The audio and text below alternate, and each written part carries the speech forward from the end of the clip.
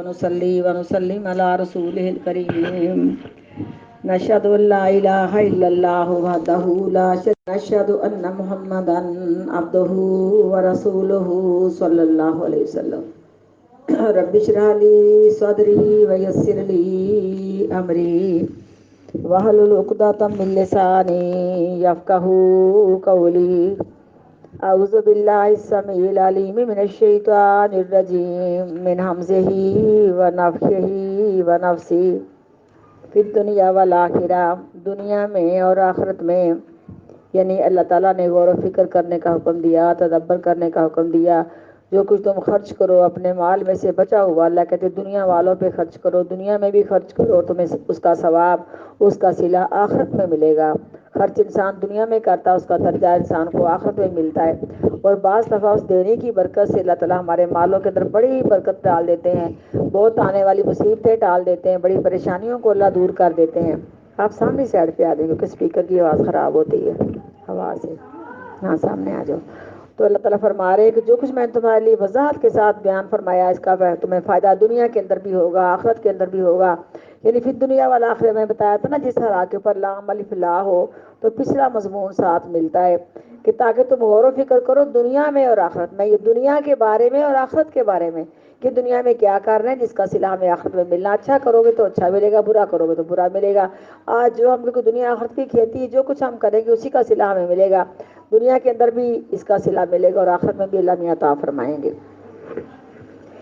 لعلکم تتفکرون فی الدنیا والآخرہ، تاکہ تم غور و فکر کرو دنیا میں اور آخرت میں۔ یسألونک عن الیتامی، اور سوال کرتے ہیں آپ صلی اللہ علیہ وسلم سے یتیموں کے متعلق۔ قل اصلاح لہم خیر،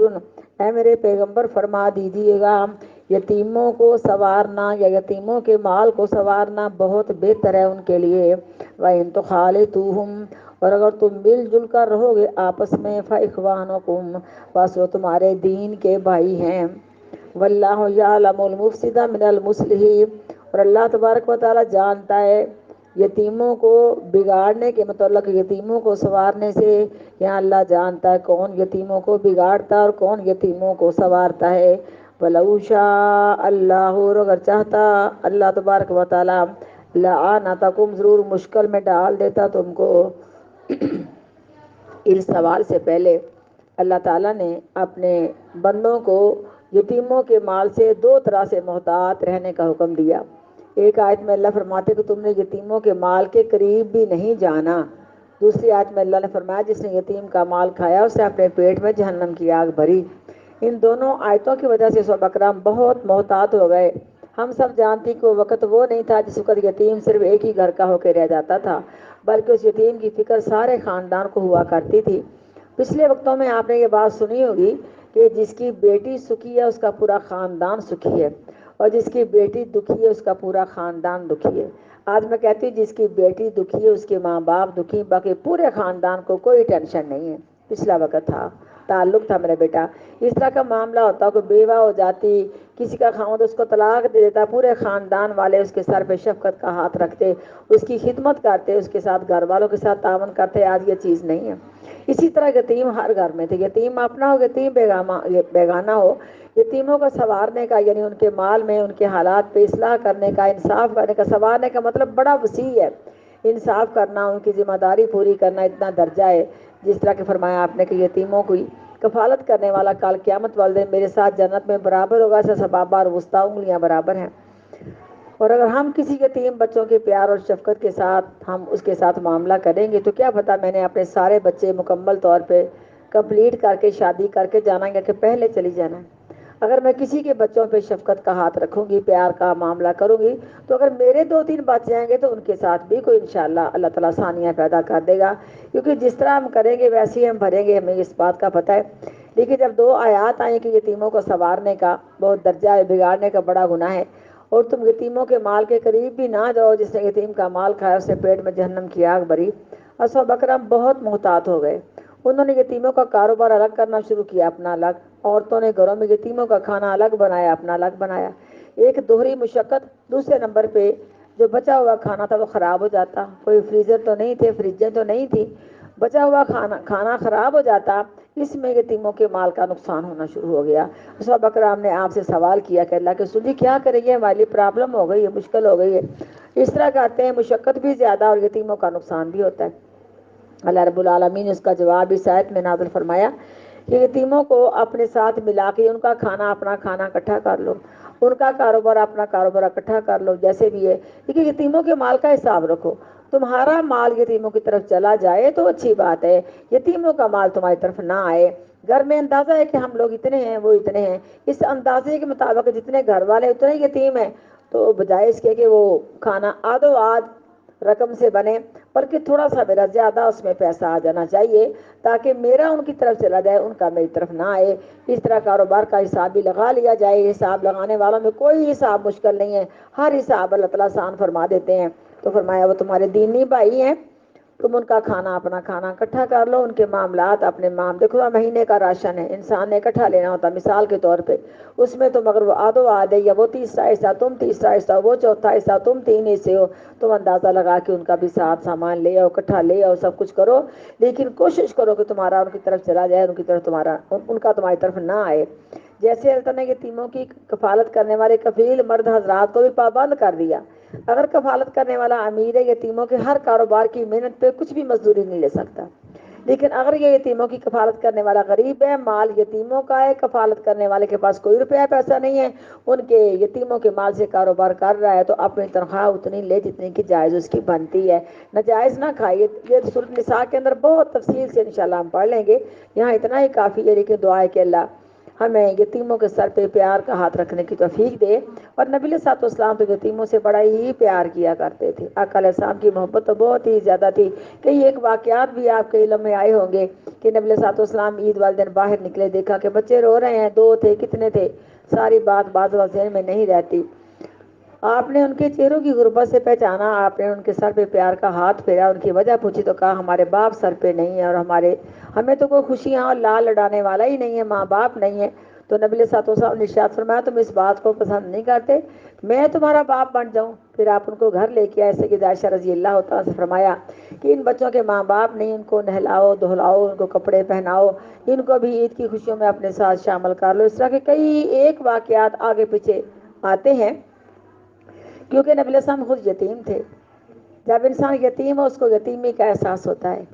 جب انسان غریب ہو اس کو غربت کا احساس ہوتا ہے، جب انسان بیمار ہو اس کو بیمار کا احساس ہوتا ہے، جو نہیں ہے اس کو نہیں ہے، کیونکہ امیروں کو کیا پتہ ہے غربت کیا چیز ہے، تندرستوں کو کیا پتہ بیماری کیا چیز ہے۔ تو بہرحال اس میں آپ صلی اللہ علیہ وسلم کے ساتھ سارے حادثات گزرے تھے، آپ کو اس کا احساس تھا، اور آپ کو بھی اللہ تعالیٰ نے سورۃ والضحیٰ میں بڑا کچھ بتایا کہ تجھ کو میں نے یتیم نہیں پایا اور تجھ کو میں نے مالدار کر دیا خدیجہ رضی اللہ تعالیٰ عنہ کی شادی کے ساتھ۔ تو بہرحال ہمیں اس میں احساس کرنا چاہیے کہ جس طرح یہ اگر میں اس حال میں ہوں تو میرے اوپر کیا بیتے، اس کے مطابق ہی ہمیں اس کے ساتھ سلوک کرنا چاہیے۔ وَيَسْأَلُونَكَ عَنِ الْيَتَامَىٰ، اور سوال کرتے ہیں آپ صلی اللہ علیہ وسلم سے یتیموں کے متعلق، قُلْ إِصْلَاحُ لَهُمْ خَيْرٌ، اے میرے پیغمبر فرما دیجئے گا یتیموں کو سنوارنا بہت بہتر ہے ان کے لیے، یا یتیموں کی اصلاح کرنا، یا سنوارنے میں ان کی تربیت بھی آ جاتی ہے، ان کے مال و دولت میں اگر ان کا مال یہاں تک ہے کہ اس میں زکوٰۃ نکلتی ہے تو صرف زکوٰۃ نکال کے ان کے مال کو ختم نہ کرو، بلکہ ان کے مال کے کاروبار کرو، بزنس کرو، جتنا ہم نے دینی زکوٰۃ اتنا اس کے اندر منافع بھی آ جائے، ان کو سنوارنے کے اندر شامل ہے بات۔ اے میرے پیغمبر فرما دیجئے گا یتیموں کو سنوارنا بہت بہتر ہے ان کے لیے، وَإِن تُخَالِطُوهُمْ، اور اگر ملا لو تم ان کو اپنے ساتھ، یعنی کاروبار میں کھانے پینے میں، فَإِخْوَانُكُمْ، پس وہ تمہارے دینی بھائی ہیں، وَاللَّهُ يَعْلَمُ الْمُفْسِدَ مِنَ الْمُصْلِحِ، اور اللہ تبارک و تعالیٰ جانتا ہے کون یتیموں کو بگاڑتا ہے، کون یتیموں کو سنوارتا ہے۔ وَلَوْ شَاءَ اللَّهُ، اور اگر چاہتا اللہ تبارک و تعالیٰ، اللہ کہتے ہیں اگر چاہتا تو مشکل میں ڈالتا، میں کبھی بھی تمہاری بات پہ غور و فکر نہ کرتا، تو میں مستقل الگ الگ سب کچھ کرنے کو کہتا، اور یہ تقریباً مشقت ہی مشقت بن جانی تھی۔ اور اگر چاہتا اللہ تبارک و تعالیٰ لَأَعْنَتَكُمْ، ضرور مشکل میں ڈال دیتا تم کو۔ ان اللہ عزیز حکیم، بے شک اللہ تعالیٰ غالب حکمت والا ہے۔ وَلَا تَنكِحُوا الْمُشْرِكَاتِ، پر نہ نکاح کرو تم مشرکہ عورتوں سے، حتیٰ یؤمنن، یہاں تک کہ ایمان لے آئیں وہ، وَلَا أَمَةٌ مُؤْمِنَةٌ، اور ضرور لونڈی مومنہ، خیرن بہتر ہے من مشرکاتن آزاد مشرک عورت سے، ولو آجبتکم اور اگرچہ وہ اچھی لگے تم کو، ولا تنکحوا المشرکین اور نہ نکاح کرو تم مشرک مردوں سے، حتی یؤمنوا یہاں تک کہ ایمان لے آئے وہ، والا عبد مؤمن اور ضرور غلام مومن، خیرن بہتر ہے من مشرکین آزاد مشرک مرد سے، ولو آجبکم اور اگرچہ اچھا لگے وہ تم کو، اولئک یدعون الی النار یہ مشرک مرد مشرک عورتیں، یدعون الی النار یہ تمہیں بلا رہے ہیں جہنم کی آگ کی طرف، یا دعوت دے رہے ہیں جہنم کی آگ کی طرف، واللہ یدعو الی الجنت اور اللہ تعالیٰ بلاتا ہے تم کو جنت کی طرف،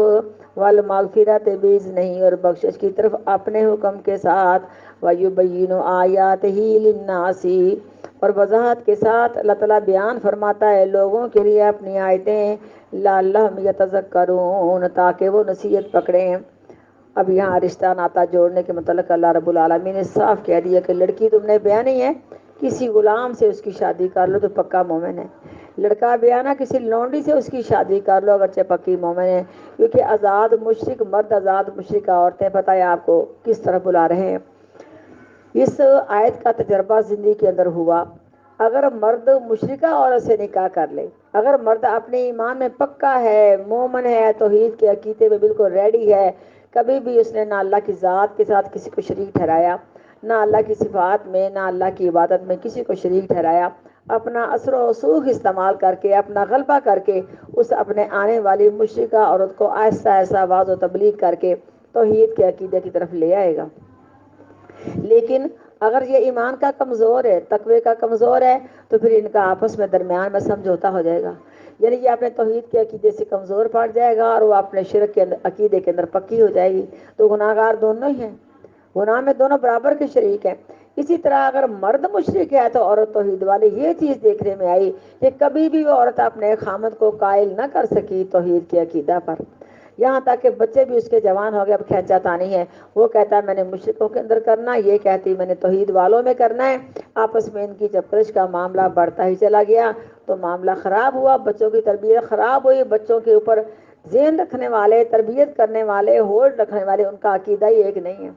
اور آپ یہ یہاں ایک بات بھی یاد رکھیں کہ جب عورت معاہدہ ہے، مرد مشرک ہے، اگر وہ شرک کا آغاز شادی کے نکاح کے بعد کرتا ہے، پہلے اپنے شرک کو چھپائے رکھتا ہے، کیونکہ یہ تو نہیں میں کہہ سکتی کہ پہلے توحید والا تھا بعد میں مشرک ہو گیا، مرتاد ہو گیا، یہ تو میں نہیں سوچ سکتی، لیکن اب اس نے اپنے شرک کے عقیدے کو چھپایا ہوا ہے،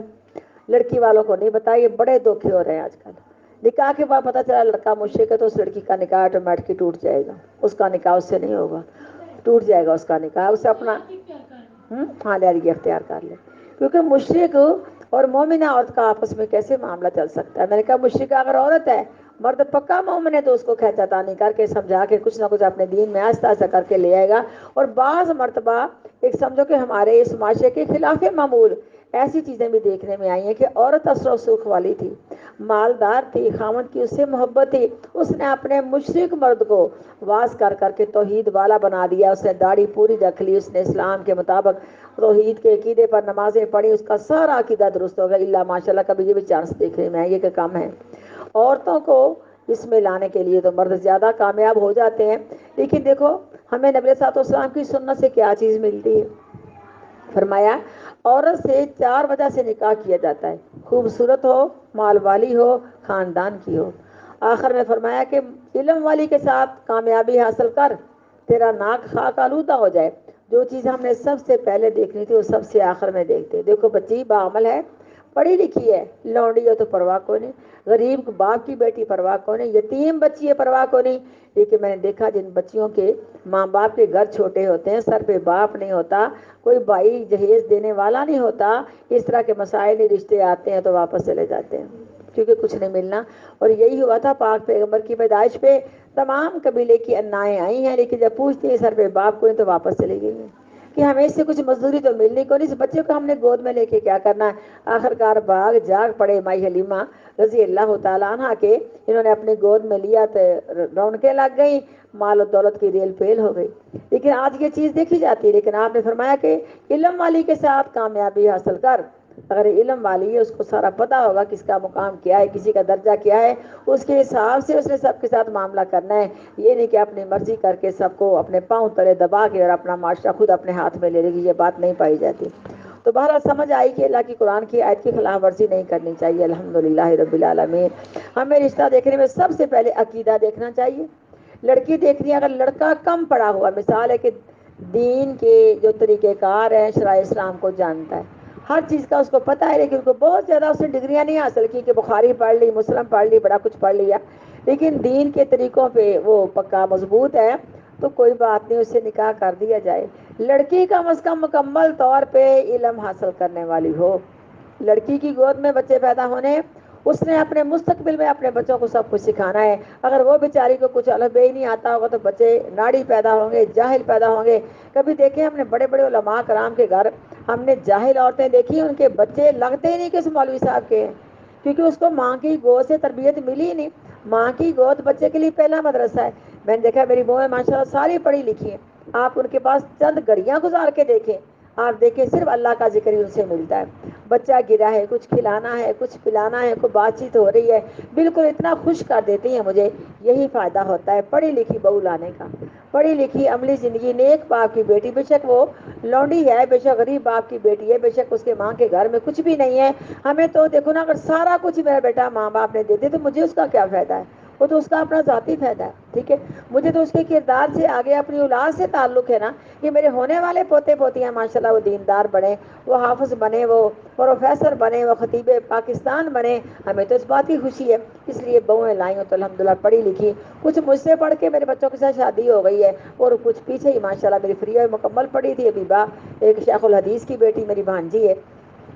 تو یہ کہ ہمیں اس چیز کو ترجیح دینی ہے، نہ کہ مال و دولت کو مقدروں کا مل جانا ہے. میرے سلیمان کی شادی انہوں نے کوئی چیز نہیں دی تھی، ہمیں کوئی پرواہ نہیں.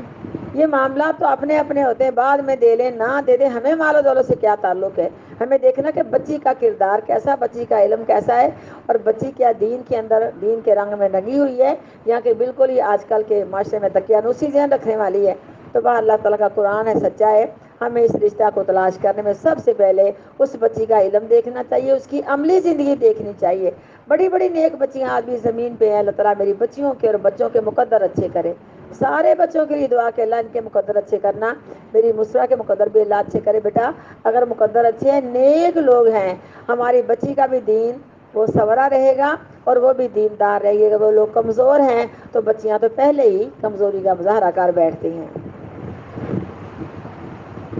ولا تنکحوا المشرکات،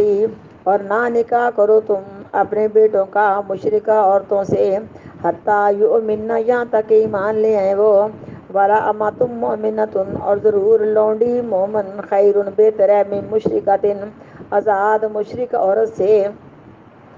ولو اعجبتکم، اور اگرچہ اچھی لگے تم کو. ولا تنکحوا المشرکین، اور نہ نکاح کرو تم مشرک مردوں سے، حتی یؤمنوا، یہاں تک ایمان لے آئے وہ. ولعبد مؤمن خیر من مشرک،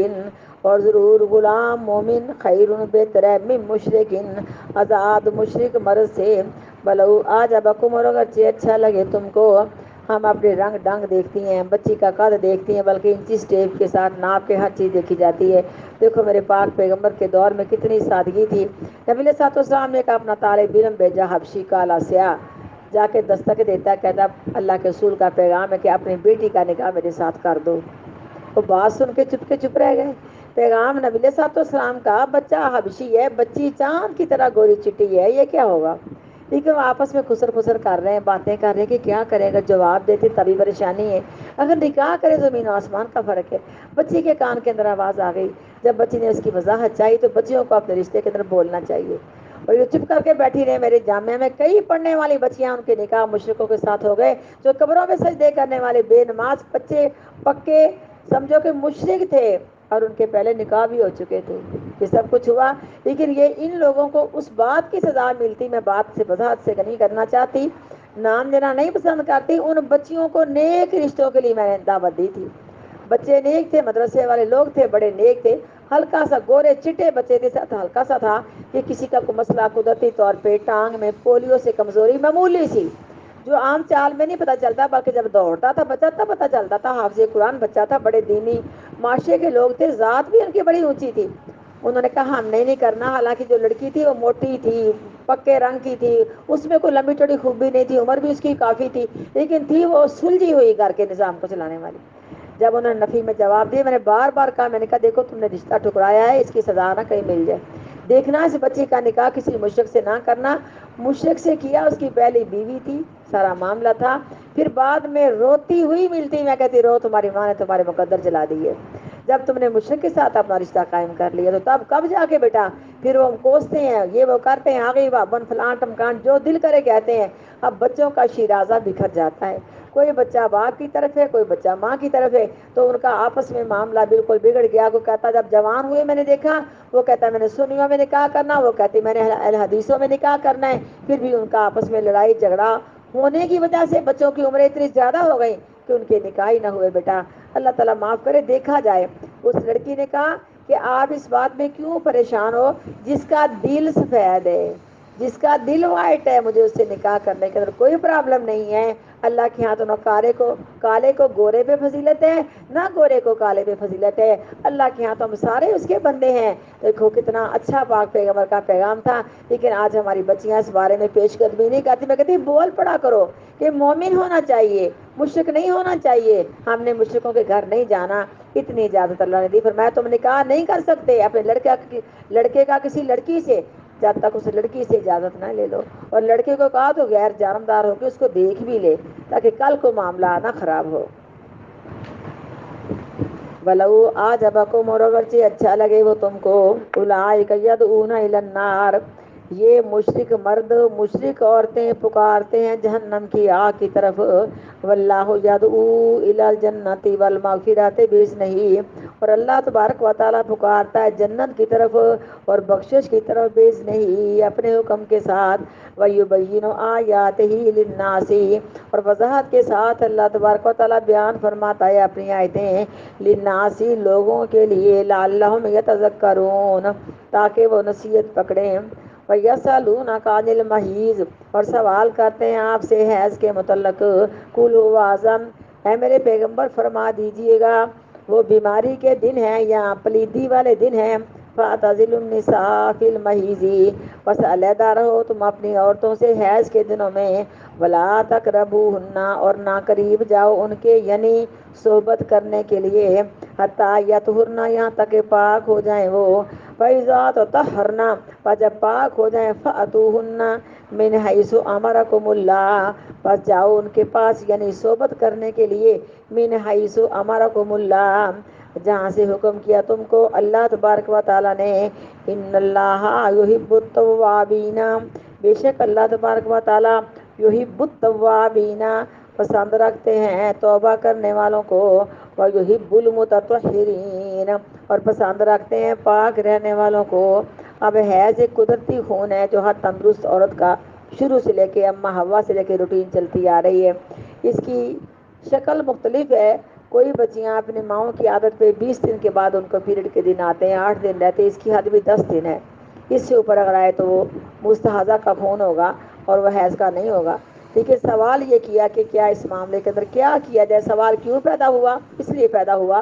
کہ مدینہ کے یہود و نصارہ مختلف قسم کے عقیدے رکھتے تھے۔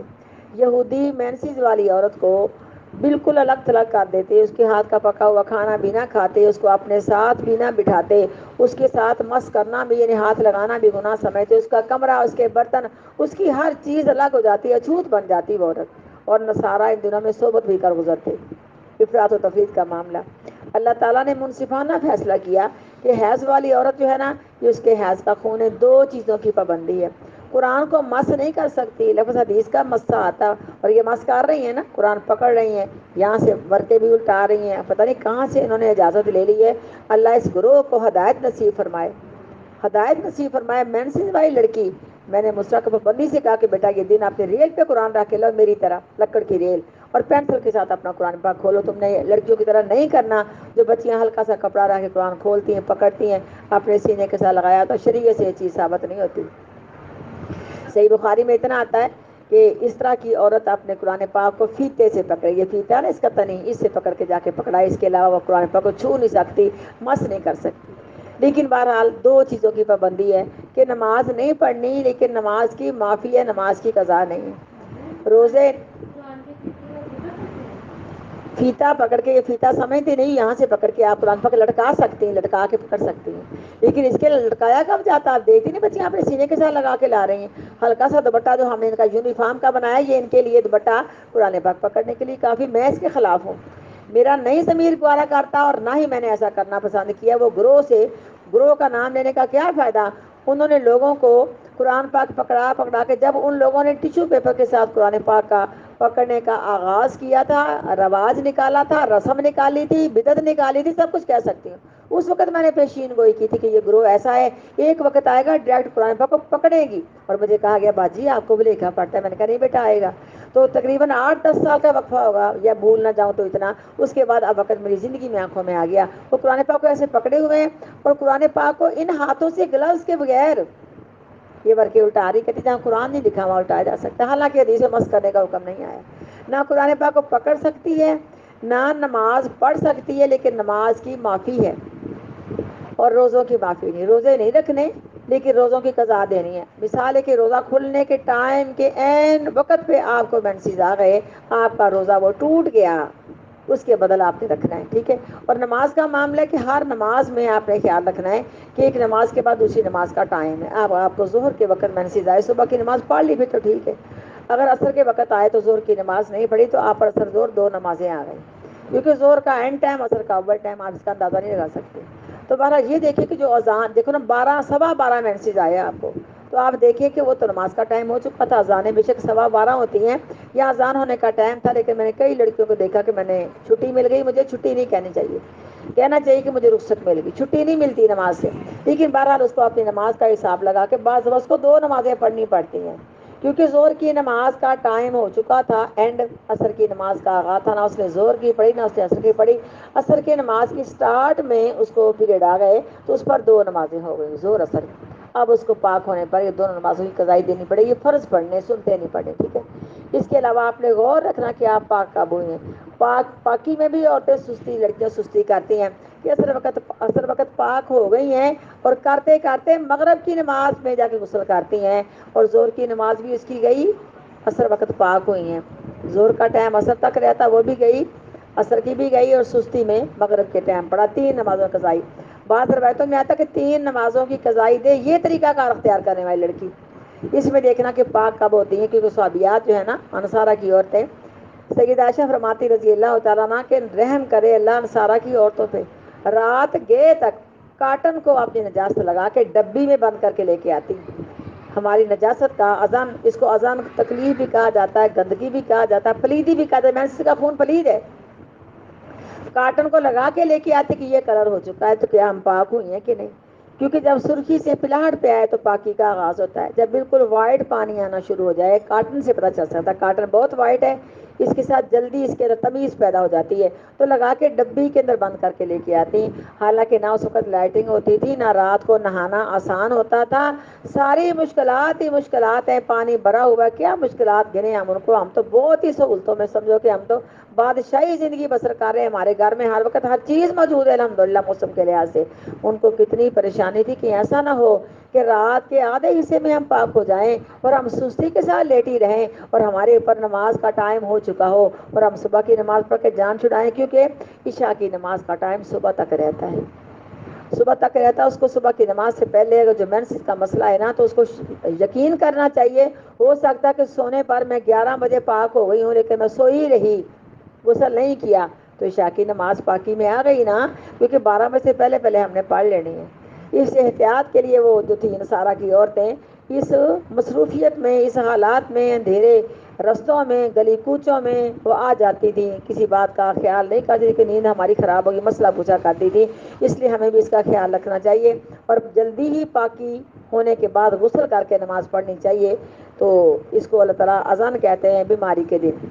یعنی اللہ تعالیٰ نے جب انہوں نے سوال کیا اللہ کے رسول یہودیوں کا طریقہ اختیار کرے کہ نصارہ کا طریقہ اختیار کرے، کیا آپ ہمیں اس کے اندر وضاحت فرماتے ہیں، تو نبی صلی اللہ علیہ وسلم نے ارشاد فرمایا کہ روزوں کی قضا دینی ہے، بے شک وہ روزہ کھولنے سے چند گھڑیاں چند سیکنڈ پہلے تمہارا یہ پیریڈ کے دن شروع ہو جائے تمہیں قضا دینی پڑے گی اور نمازیں تمہاری معاف ہیں. لیکن اس طرح کی معاف نہیں ہے کہ زور کی پاک ہو گئی اور دیکھی جائے کہ سوتے وقت نہ ہاروں کتنی نمازوں کا میرے اوپر کفارہ آ گیا. اس طرح اگر آپ غور کریں اپنی پہلی زندگی پہ، پتہ نہیں آپ کو علم تھا کہ نہیں، یا کہ یہاں آ کے آپ کو علم ہے. جو باتیں میں کہہ رہی ہوں سب کو کہہ رہی ہوں، اب آپ نے اپنے اپنے معاملات کے اوپر غور کرنا ہے. اگر کہیں آپ سے سستی اور غلطی کا معاملہ ہوا تو سچے دل سے اللہ سے توبہ کر کے اس کے بعد آپ بالکل ریڈی ہو کے احتیاط کریں کہ جس وقت پاک ہو جائیں اس سے پہلے ایک نماز کو احتیاطاً قضا دے کے پڑھیں، اور جس وقت آپ کو یہ مینسز آئیں اس وقت دیکھیں کہ کیا ہمارے حالات تھے. زور کا ٹائم کیا ہو چکا تھا کہ ہم نے پڑھی تھی کہ نہیں. میں نے کہا کہ سوا جب سورج ڈالتا ہے تھوڑا سا پرچھاواں دیوار کے ساتھ ہوتا ہے اس وقت زور کی نماز کا آغاز ہو جاتا ہے. اس میں آپ نے احتیاط کرنا. اللہ کہتے سوال کرتے ہیں ان سے کہہ دو یہ اذان بیماری کے دن ہے، کیونکہ ان دنوں میں عورت صحت سے کچھ پیچھے اور بیماری کے قریب ہوتی ہے. آپ جانتی ہیں کسی کو ٹانگوں کی پین ہوتی ہے، کسی کو کمر کی پین ہے، کسی کو کچھ ہے، اور یہ معاملہ ہمارا آگے بڑھتا ہی چلا جاتا ہے. لیکن ان دنوں میں اگر لڑکی سردیوں گرمیوں میں احتیاط کرے، سردیوں میں ٹھنڈا کام کرنے سے بچے اور گرمیوں میں ٹھنڈا استعمال کرنے سے بچے، پینے سے سب کچھ بچے، تو نارمل اپنی غذا رکھے تو کوئی بیماری نہیں لگتی. اللہ نہ کرے اگر ہے تو پھر میں دوائی دیتی ہوں اس بیماری کی، اللہ شفا دے دیتا ہے. تو بہرحال یہ اللہ نے فرمایا کہ یہ اللہ تعالیٰ پاک ہے اور پاک رہنے والوں کو پسند کرتا ہے. لیکن یہ عورتیں اس وقت اپنے خامدوں کے پاس نہ جائیں جب تک کہ پاک نہ ہو جائے، لیکن وہاں سے جائیں جہاں سے ان کو اللہ نے حکم دیا ہے. کیونکہ عورت کے اور مرد کے دو ہی رستے ہوتے ہیں، ایک پخانہ کرنے والی جگہ اور دوسرا رستہ جہاں سے مینسز کا خون آتا ہے. اس میں عورت اپنا تجربہ خود کر سکتی ہے. جس رستے سے مینسز کا خون آتا ہے سمجھو کہ یوٹرس سے، وہی رستہ بچے کی پیدائش کا ہے. اور اسی پہ ہی ہمارا دیکھو نا، جب ہم نے کھیتی باڑی کرنی ہے، ہم دانہ اگر اپنی مٹی میں کھیتی میں بوئیں گے تو ہماری کمپلی نکلے گی، ہماری کھیتی پیدا ہوگی نا. اگر وہ دانہ ہم کسی پانی کے اندر بہا دیں یا کسی نالی کے اندر بہا دیں تو دانے نے کچھ بھی پیدا نہیں کرنا. ایک مقام ہے کھیتی باڑی کا. عورتیں بھی ہر سلکم نساءکم ہر سلکم فاتوا حرثکم انا شئتم، عورتیں بھی کھیتی ہیں مردوں کے لیے، کیونکہ آگے اولاد کا سلسلہ چلنا ہے. اللہ نے پابند کر دیا کہ پاکی کی حالت میں اپنی بیویوں سے صحبت کرو، لیکن تمہیں جس رستے سے اللہ نے کرنے کا حکم دیا ہے اس رستے سے صحبت کرو. کیونکہ میرے بیٹا یہ لوتیوں والا فعل عام پایا جاتا ہے. جب شادی کے بعد لڑکی کا میسج آیا کہ میرے خاوند نے صحبت میرے دوبر میں کی ہے، تو میں نے کہا انا للہ و انا الیہ راجعون. بچی مشکات بھی پڑھی ہوئی تھی، سب کچھ پڑھا تھا، اور میں ان دنوں کافی سال پہلے کا واقعہ ہے. غالباً میں کچھ حیا کے ناطے یہ دبے الفاظ سے میں باپ پڑھا جاتی تھی. لیکن اس کے تھوڑی دیر بعد جب میں نے سائنس دیکھی، میٹر کی کتابیں دیکھیں، تو میں نے کہا کہ وہ تو عورت کے بچے کی پیدائش کی ایک ایک چیز کی وضاحت سائنس والوں نے اس طرح لکھی کہ غالباً ہو سکتا ہے کہ ہم حدیث کے تحت بھی اتنا نہ جان سکے ہوں. پھر میں نے بچوں کو کچھ نہ کچھ وضاحت کر کے بتایا کہ بیٹا کھیتی کا دانہ کھیتی میں جائے گا تو کھیتی باڑی پیدا ہوگی. جب یہ نطفہ مرد کا عورت کے دوبر میں چلا گیا، دوبر کہتے پخانے والی جگہ کو، تو اولاد کیسے پیدا ہونی، بلکہ مرد 20 بیماریوں کا شکار ہو جائے گا. اس کام سے اللہ نے منع فرمایا ہے کہ جہاں سے تمہیں اللہ نے حکم دیا ہے تم اس جگہ صحبت کرو تاکہ تمہیں اولاد اللہ نصیب کرے. ہم نے پیچھے پڑھا نا رمضان کے واقعہ میں کہ تم اپنی بیویوں سے مباشرت کرو اور تلاش کرو اس اولاد کو جو اللہ نے تمہارے مقدروں میں لکھی ہے. وَيَسْأَلُونَكَ عَنِ الْمَحِيضِ، اور سوال کرتے ہیں آپ صلی اللہ علیہ وسلم سے حیض کے متعلق. قُلْ هُوَ أَذًى، اے میرے پیغمبر فرما دیجئے گا وہ بیماری کے دن ہے یا پلیدی والے دن ہے. فَاعْتَزِلُوا النِّسَاءَ، لیکن تھوڑی سی بات پھر رہی کہ پلیدی والے دنوں میں جو مسلمانوں کو اللہ نے حکم دیا، ایسا مرد اپنی بیوی سے بوس و کنار کر سکتا ہے، معانقہ کر سکتا ہے، اس کے ہاتھ کا پکا ہوا کھا سکتا ہے. اس عورت کا پسینہ پاک ہے، اس کے کپڑے پاک ہے، اس کے پورے جسم کے اعضاء اس کے پاک ہیں. نبی علیہ الصلوۃ والسلام اعتکاف میں ہوتے اپنا سر مبارک نکالتے حجرہ کی طرف. سیدہ عائشہ رضی اللہ تعالیٰ یہ حیض میں ہوتی ہیں، آپ کا سر دھو دیتی ہیں، آپ کی کنگھی کر دیتی. آقا علیہ الصلوۃ والسلام فرماتے ہیں کہ میں نے ایک مرتبہ کہا کہ مجھے مسجد سے ہاتھ کر کے نا آگے مسلح پکڑاؤ. تو اللہ کے رسول جی مجھے تو حیض آیا ہوا ہے. تو آپ نے فرمایا حیض تیرے ہاتھوں میں تھوڑی آیا ہے، ہاتھوں سے مسلح پکڑا کے بچھا دے. نبی علیہ الصلوۃ والسلام پاکیزگی کی حالت میں نماز پڑھ رہے ہوتے، سیدہ عائشہ حیض کی حالت میں ہوتی رضی اللہ تعالیٰ عنہا، تو دونوں اکٹھے بیٹھ جاتے اور چادر دونوں پہ ایک ہوتی، نو پرابلم. لیکن آپ نے جوانوں کو اس طرح سونے سے منع کر دیا کہ ہو سکتا ہے کہ لڑکی کے اور اس کی بیوی کے منسس کے دن ہے، یہ جوان ہے، لیکن جب اس کے ساتھ لیٹے گا تو اس کے دل میں کوئی ایسا خیال پیدا ہو جائے جس سے یہ گناہ کر بیٹھے. یہ کبیرہ گناہ ہے. اگر مرد نے اپنی بیوی سے صحبت کی اس کے سرخ خون میں، اس کو 1 دینار صدقہ دینا پڑے گا، اور دینار سونے کا ہے۔ اگر اس نے اس وقت کی کہ ابھی پلاٹ پہ ہے، ابھی پاک نہیں ہوئی، تو اس کو آدھا دینار دینا پڑے گا۔ اور بعض عورتیں یہاں ایک سوال کرتی ہیں کہ مینسز کے دنوں میں اگر ہم پاک ہو جائیں لیکن ہم نے پاکی والا غسل نہیں کیا، تو کیا مرد سے صحبت کر کے ایک ہی غسل میں کام چلا سکتی ہیں؟ تو نہیں چلا سکتی۔ جب تک عورت غسل کر کے پاک نہیں ہوتی، مرد کے لیے حلال نہیں ہوتی۔ پاک غسل کر کے ہوگی تو پھر مرد کے پاس آئے گی، پھر مرد اس سے معاملہ کرے گا۔ تو یہ کہ آقا علیہ الصلوۃ والسلام نے فرمایا کہ جو حیضہ عورت ہے نا، اس سے تم کھانا پینا ہر چیز کے تعلقات رکھو، صرف صحبت نہیں کر سکتے، اس کے علاوہ عورت کی نماز نہیں پڑھ سکتی اور قرآن کو چھو نہیں سکتی۔ لیکن اگر طالبات ہے یا ٹیچر ہے پڑھانے والی، تو پھر کیا ہوگا؟ وہ قرآن پاک کو ریل پہ رکھا جائے گا کوئی دوسرے کی مدد سے۔ پھر پینسلیں ہیں، آپ پتہ ہے کہ اس کے اوپر ربڑ لگی ہوتی ہے، دیکھو ہماری پنیں لگی، ہمارے ورک کے سیٹ ہیں، اس طرح پنیں لگا کے سبق آگے رکھا ہوا، پینسل سے وہ ربڑ کے ساتھ سبق پڑھے، یہ دور گزرا ہے۔ اب یہ کہتے پوری آیت نہیں پڑھ ہاں، سکتے یہ ہیں۔ میں کرنے لگی تھی نا بات کہ ہم پوری آیت نہیں، آیت سے آگے نہیں پڑھ سکتی، ہر حرف پہ رکے گی، ایک آیت کو پڑھ سکتی ہوں۔ حائضہ عورت ٹیچر ہے یا کہ طالب علم ہے یا کہ حافظہ بچی ہے، ہر آیت پر وقفہ کرے گی، ہر آیت پر وقفہ کرے گی، پھر آگے چلے گی، یا ہر آیت کے بعد ترجمہ کر کے پھر آگے چلے گی لگاتار، جس طرح کہ ہم منزل پڑھتے ہیں نا اپنی، لگاتار سادہ ناز رسوا پڑھتی ہو نا لگاتار، اس طرح نہیں پڑھ سکتی۔ اور نہ ہی حیض والی عورت اس بعد اس کا پارا پڑھنے کی روٹین ہے یا آدھا پڑھا پڑھنے کی روٹین ہے، یہ بھی نہیں کر سکتی۔ بلکہ دعائی کلمات سے کو آیتیں ہیں، دعائی کلمات سے ربنا آتنا یا اللہم یا ربنا ظلمنا یا آیت الکرسی سورۃ الفلق والناس ہے، یہ اپنا صاف کپڑے کر کے وضو کر کے اس طرح یہ دم بھی کر سکتی ہے اپنے بچوں کو، اور ٹوکری آیتیں پڑھ کے اللہ کا ذکر کر سکتی ہے۔ لیکن اگر یہ پڑھانے والی ہے اور پڑھنے والی ہیں، اگر ہم چھٹی کریں گے تو کبھی بیٹا بچوں کے دن کبھی ٹیچروں کے دن، پھر تو ہمارا سبق ہو ہی نہیں سکے گا نا۔ اس میں ہر آیت پر وقفہ کرنا ہے، پھر آگے چلنا، لیکن ہاتھ نہیں لگانا۔ پڑھنے والی پڑھانے والی، یہ طالب علم، یہ حافظ قرآن بچی، یہ بھی ہر آیت پر رک کے اپنی منزل سنا جائے، یہ طریقہ کار آیا ہے، اس میں ہمیں غور و فکر کرنا چاہیے۔ تو میں نے بتایا نا، پڑھ سکتی، امام بخاری نے پورا باب باندھا، جنبی عورت، جنابت کا غسل جس پہ واجب ہے اس پر ایک آیت بھی پڑھنی حرام ہے، کیونکہ وہ مختصر ٹائم ہے، اسی وقت غسل کر سکتے ہیں، یہ ذرا لمبا ٹائم ہے، اتنے لمبے ٹائم پہ وہ کیا بالکل سب کو چھوڑ کے بیٹھی رہے گی؟ میں نے کہا پھر حرج ہو جائے گا کلاسوں کا، پڑھے لیکن طریقہ کار بتا دیا گیا، جتنا وقت یہ گزرا ہے غسل کر کے اپنے کپڑے صاف کر کے وضو کر کے کلاس میں آتی تھی، اسی طرح ہمیں کرنے کا حکم ہے۔ آپ اس ساتھ میں وضو کر سکتی ہیں۔ اگر آپ کے دل میں خیال پیدا کہ وضو کرنے کا کیا فائدہ، ہم پلید ہیں، تو دیکھو جب جنابت کا غسل واجب ہے، کوئی مجبوری کی وجہ سے فوراً غسل نہیں کر سکتے، بچے کو دودھ پھیڑ کر آنا ہے یا روزہ رکھنا ہے، کھانا پکانا، تو کیا طریقہ کار بتایا نبی صلی اللہ علیہ وسلم نے؟ واش روم سے ہو کے آ کے استنجا اچھی طرح کر کے اپنے جسم کو، فرض کا معنی ہے کہ شرمگاہ کے آس پاس کا سارا حصہ دھو کے صاف کر کے ستھرا ہو کے اپنے ہاتھوں کو دھو کے وضو کر لو نماز والا، اس طرح کر کے نبی صلی اللہ علیہ وسلم نے روزہ رکھا۔ آپ کی بیوی ہماری اماں جان نے سحری بنا کے دی، دونوں نے یہ استنجا کر کے صفائی کر کے وضو کر کے روزہ رکھا، اور پھر اذان ہونے پر غسل کر کے نماز پڑھ لی، ان کا روزہ سلامت رہے گا۔ اسی طرح مینسز والی عورت ہے کہ وہ پاک ہو گئی لیکن اگر غسل کرے گی تو سحری نہیں بن سکے گی، اور یہ بات غلط ہے کہ 10 بجے پاک ہو جائے گی تو اس کا روزہ رہ جائے گا، بات غلط ہے۔ بات یہ صحیح ہے کہ وہ وضو کر کے سحری بنا لے، کھانا کھا لے، بے شک اذان بھی ہو گئی ہے، نو پرابلم، اس کے بعد جلدی سے غسل کر کے نماز پڑھ لے، اور صبح کی اس کی نماز ٹائم پر پڑھی جائے اور پاکی کی حالت میں پڑھی جائے، تب اس کا روزہ ہو جائے گا انشاءاللہ۔ فَإِذَا تَطَهَّرْنَ، بس جب پاک ہو جائیں وہ، فَأْتُوهُنَّ مِنْ حَيْثُ أَمَرَكُمُ اللَّهُ، پس جاؤ ان کے پاس جہاں سے حکم، پس جاؤ ان کے پاس صحبت کرنے کے لیے جہاں سے حکم دیا تم کو اللہ تعالیٰ نے۔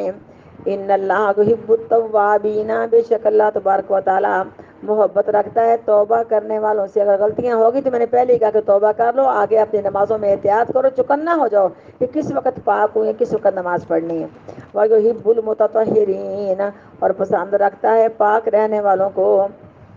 سبحان ربک رب العزت عما یصفون وسلام علی المرسلین